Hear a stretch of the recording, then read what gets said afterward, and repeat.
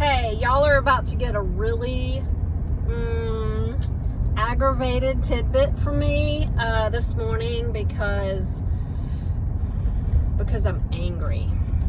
There's that. So, in the past week, I have had the pleasure of training two separate dogs by two separate owners who have been abused with the electronic collar.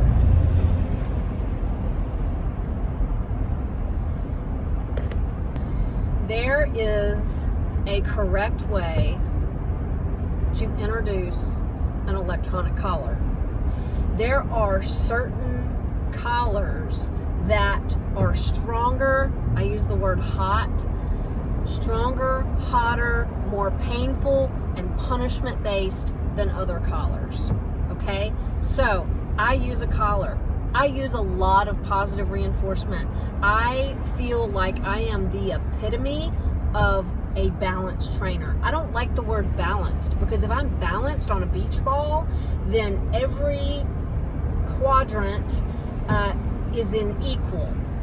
It's not equal. I don't use punishment except when I have to. I don't use negative reinforcement when I don't have to. Most of what I do is positive reinforcement. So there's that. So, back to these two dogs. Let me start. German Shepherd. Was in a house, went to another house. She's 6 years old. I got the privilege of boarding her and doing some training with her while she boarded with me. Kind of a board and train, but it was really, I wanted to get a handle and see where she was. That's all beside the point. And I saw exactly where she was. She had not been introduced to the electronic collar appropriately. And what that means is the trainers were asking of her something they didn't teach. So that's like me saying to you, drive this stick shift, and then not teaching you. Get in the car, drive the stick shift, and then when you don't do it, and you don't do it right away, you don't know what you're doing, I punch you. And I punch you repeatedly. Of course you're going to shut down. You're going to be traumatized. And every time you see that car, you shut down and are traumatized, and you go through this PTSD thing. Well, what the German Shepherd learned to do was bite, because they use their mouths. That's what they do.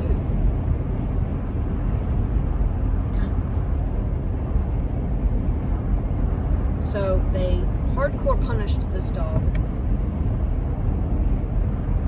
never taught her anything, and then they stopped the training when the punishment caused the biting, and then they got rid of her. The owners did. That's what happened. Unbelievable, people. Unfreaking believable. Collars work. They have their place. Does every dog need an electronic collar? Absolutely not. But every single dog, I don't care what kind of candy, unicorn, fart type, rainbow, sunny skies life you want to believe in, that is not realistic either. If you have a hunting dog, or you have a dog that runs free, or if you have, there are a lot of instances that I'm not going to go over right now, but it's not Candyland, people, and not every dog will learn and will focus and will do and will be reliable on positive reinforcement. So get a grip on that too. But not every dog needs an electronic collar either. So don't get that, please do not get that twisted. Okay? So I want you to know, do not get that twisted. Second dog. A doodle. She's 6.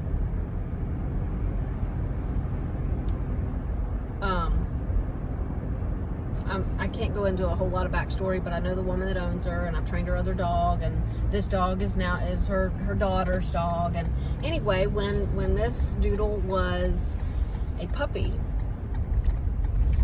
she took her to a trainer who used punishment on the dog. One session.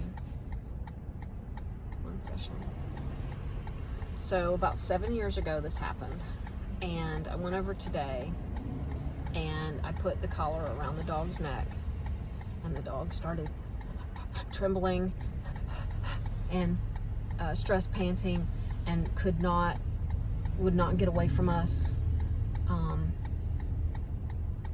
going through that trauma response.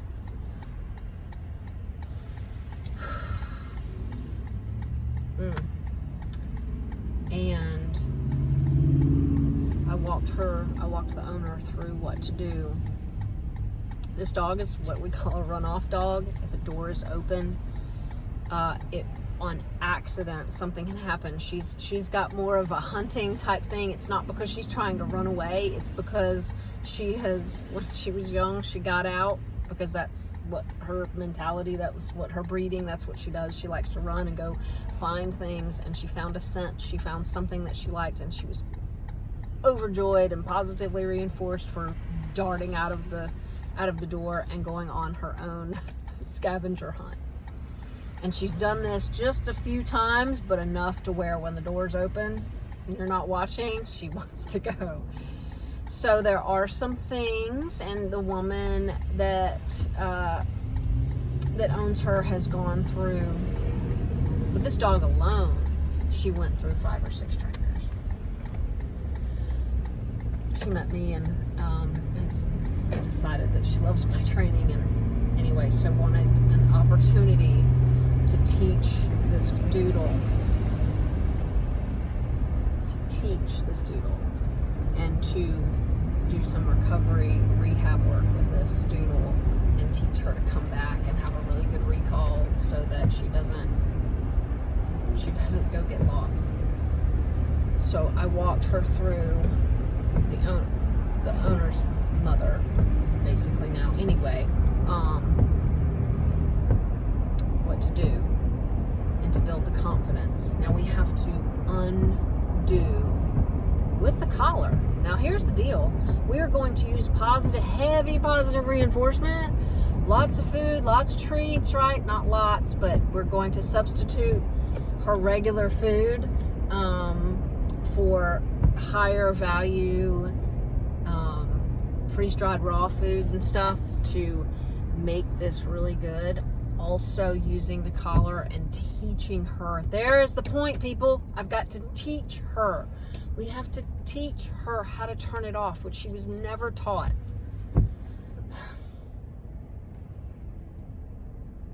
So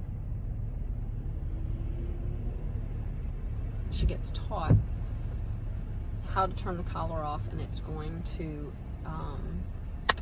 increase her confidence tenfold. Yes, I should have video recorded this with those new fancy glasses I have and stuff, and I did not. So you can't see this. And that's fine, because I'll probably go back over to that woman's house and video, so that I can show you what's going on and how she comes out of it. Because seeing is believing. I know y'all don't want to hear all this and not have some visual, but I wanted to just kind of sit in here and rant a little bit, because it makes me sad. It makes me very, very, very sad.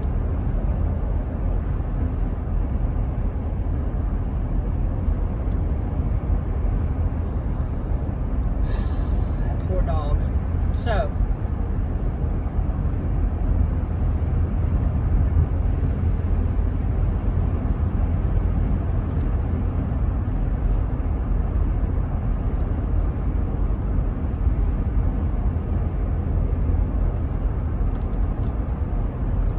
here's my tidbit.